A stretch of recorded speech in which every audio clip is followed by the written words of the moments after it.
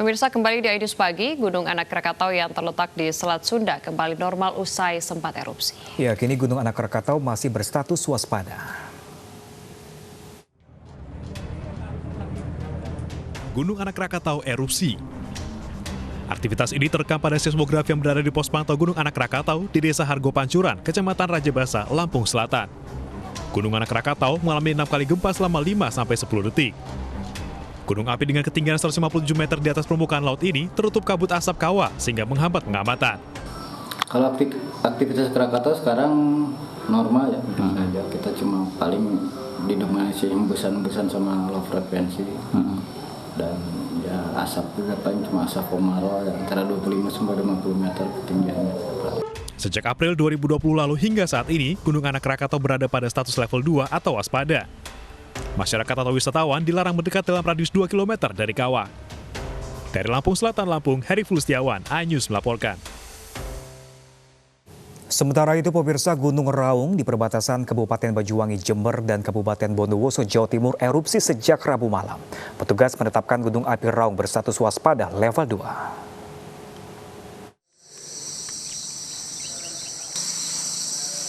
Awan kelabu yang muncul di puncak Gunung Raung menandakan adanya erupsi di kawah gunung.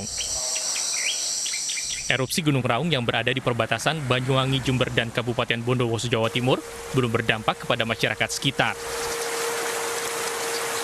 Petugas pos pengamatan Gunung Raung melakukan koordinasi kepada Badan Penanggulangan Bencana Daerah Banyuwangi dengan mengeluarkan rekomendasi larangan segala bentuk aktivitas pendakian dengan radius 2 km dari pusat erupsi kawah Puncak Raung. Dalam radius 2 km, jadi tidak ada aktivitas radius 2 km dari kawah puncak.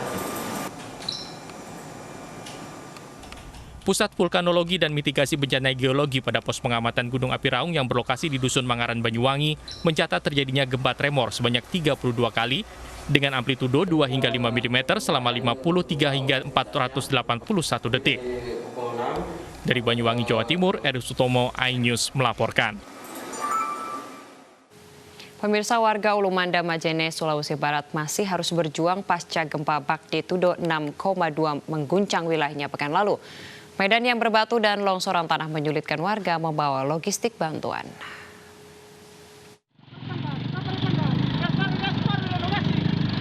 Sungguh sulit jalan yang ditempuh warga Ulumanda, Kabupaten Majene, Sulawesi Barat ini.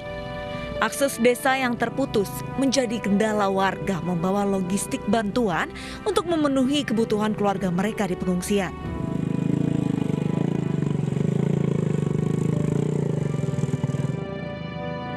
Sepeda motor yang membawa kebutuhan sehari-hari ini harus dibantu didorong warga lainnya agar mampu melintasi tanah yang berlumpur. Kayu pun dijadikan alat tambahan untuk mendorong sepeda motor. Longsor menyebabkan akses jalan menuju Desa Kabiran terputus sepanjang 500 meter. Perjuangan warga belumlah usai.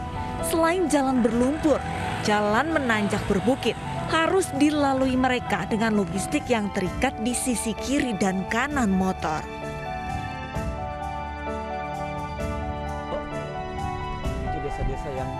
Desa Kabiran merupakan satu dari 6 desa yang terisolir di Kecamatan Ulumanda. Gempa bermagnitudo 6,2 yang mengguncang Majene 15 Januari lalu membuat 150 rumah, sekolah dan puskesmas Desa Kabiran hancur. Pemerintah hingga kini masih berupaya membuka akses agar mampu menjangkau 6 desa di wilayah tersebut. Dari Mamuju, Sulawesi Barat, Yunus Suparli, iNews melaporkan. Ya, pemirsa, tidak hanya sepeda motor yang mengalami kesulitan menyalurkan bantuan logistik. Para relawan yang menggunakan kendaraan off-road juga mengalami kendala.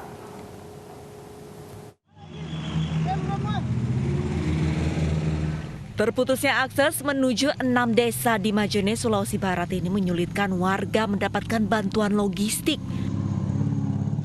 3.180 jiwa terisolir akibat gempa bermagnitudo 6,2.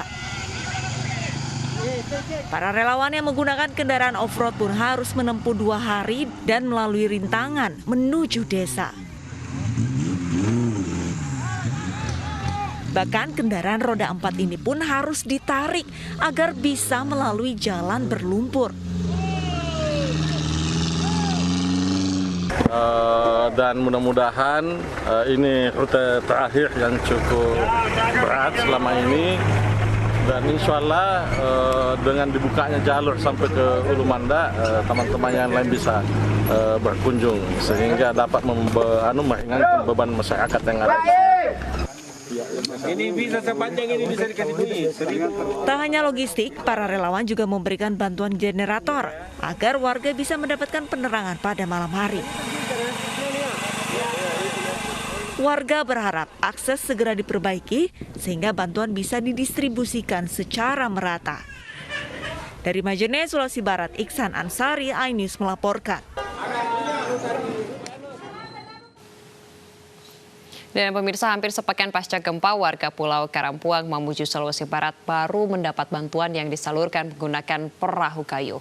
Sementara bantuan berupa logistik dan peralatan medis dikirim TNI Angkatan Udara menggunakan pesawat Hercules.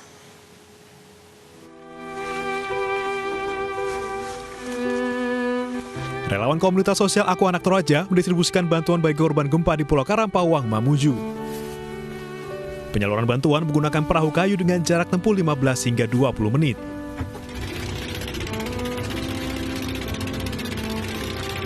Di Pulau Karampawang ini terdapat sekitar 2.000 jiwa yang mengungsi di pegunungan.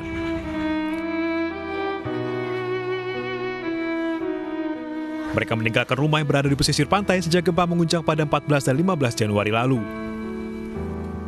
Warga masih memilih berada di pengungsian karena khawatir dengan ancaman gelombang tsunami.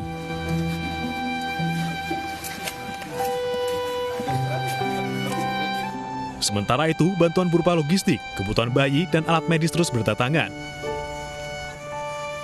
2 pesawat Hercules tiba di Bandara Tampa Padang menyalurkan bantuan ke korban gempa. Bantuan-bantuan ini akan disalurkan melalui darat.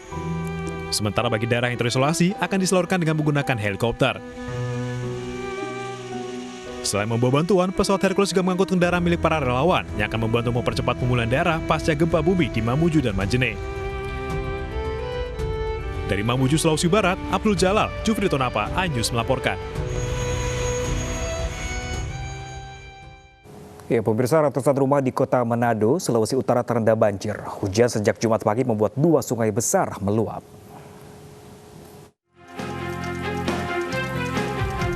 Kota Manado kembali dilanda banjir setelah diguyur hujan deras dengan intensitas sedang sejak Jumat pagi. Ratusan rumah warga di 8 kecamatan terendam banjir dengan ketinggian bervariasi antara 1 hingga 2 meter. Air yang menggenangi rumah warga akibat meluapnya 2 sungai besar, yaitu Dastondano dan Sungai Sawangan. Selain rumah warga, air juga menggenangi ruas jalan protokol seperti di seputaran lapangan Sparta Tikala Manado, sehingga tidak bisa dilewati kendaraan. Ini kan kali Tondano tuh, mengungsi lah. Lain dapat masih dapat lari, lain masih di belakang tuh. Masalahnya barang-barang habis. Hingga malam ini warga masih bertahan di rumah masing-masing dan sebagian sudah mencari lokasi aman. Sementara belum ada laporan korban jiwa dalam peristiwa ini. Dari Manado, Sulawesi Utara, Jeffrey Langi, iNews melaporkan.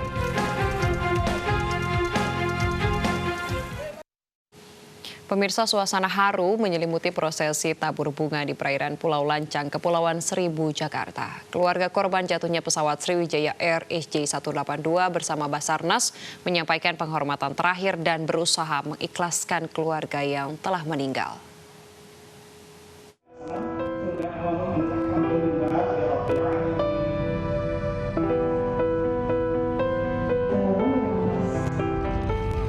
Taburan bunga ini menjadi tanda perpisahan bagi korban Sriwijaya Air. Sebaris doa dipanjatkan agar para korban mendapat tempat yang layak di sisinya.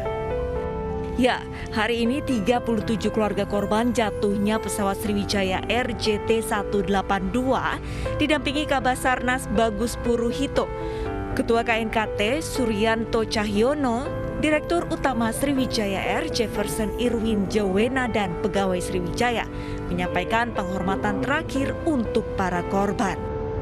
Di lokasi inilah diperkirakan pesawat Sriwijaya Air jatuh dan menewaskan seluruh penumpang dan kru pesawat. Pertama-tama kembali lagi kami mengucapkan duka cita yang mendalam kepada keluarga korban atas musibah yang dialami oleh SJ182. Kami juga berterima kasih karena pada acara tabur bunga hari ini dapat berjalan dengan baik. Cuacanya juga diberikan cuaca yang baik. Ya, kita semuanya diberikan kesehatan.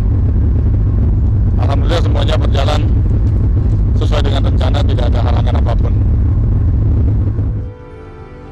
Tim gabungan evakuasi yang terdiri atas 4.000 lebih personil berhasil mengumpulkan 324 kantung jenazah, serta 68 serpihan kecil dan 55 serpihan besar pesawat.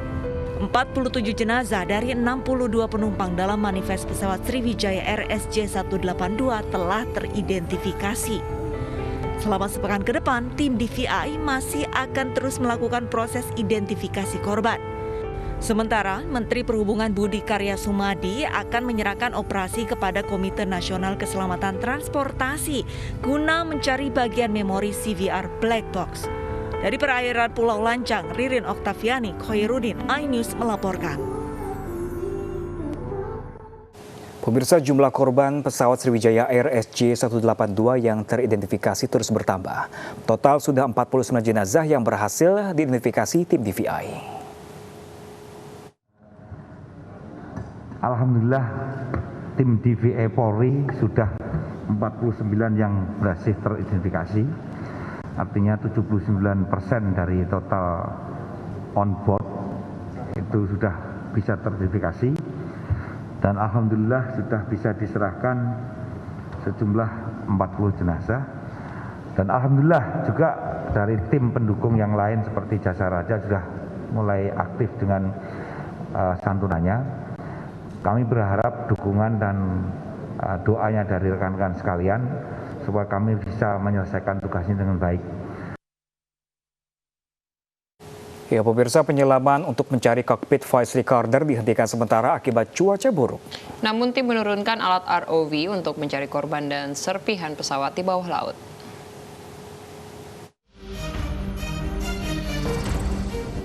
Tim SAR gabungan terus mencari satu bagian black box, yakni cockpit voice recorder atau CVR yang saat ini belum ditemukan. Namun pencarian CVR ini tidak dilakukan dengan penyelam, melainkan menurunkan ROV. Basarnas menyebut penyelaman dihentikan sementara karena cuaca di perairan Kepulauan Seribu tidak memungkinkan untuk menerjunkan para penyelam akibat cuaca buruk yang terjadi di wilayah ini. Penyelaman akan kembali dilanjutkan esok hari. Operasi pencarian dan pertolongan dalam hal ini adalah penyelaman. Sehingga kami informasikan bahwa sejak pagi tadi sampai dengan saat ini karena cuaca masih belum kondusif, operasi khususnya yang difokuskan di bawah permukaan laut jadi masih belum dilaksanakan mengingat kondisi dan keamanan untuk faktor safety bagi penyelam. Sebelumnya, salah satu bagian dari black box atau kotak hitam, yakni flight data recorder, ditemukan di sekitar Pulau Laki dan Pulau Lancang, Kepulauan Seribu. Black box berisi flight data recorder langsung dikirim ke gedung KNKT Gambir Jakarta Pusat untuk menjalani proses pembersihan dan recovery agar dapat dilakukan pengunduhan data.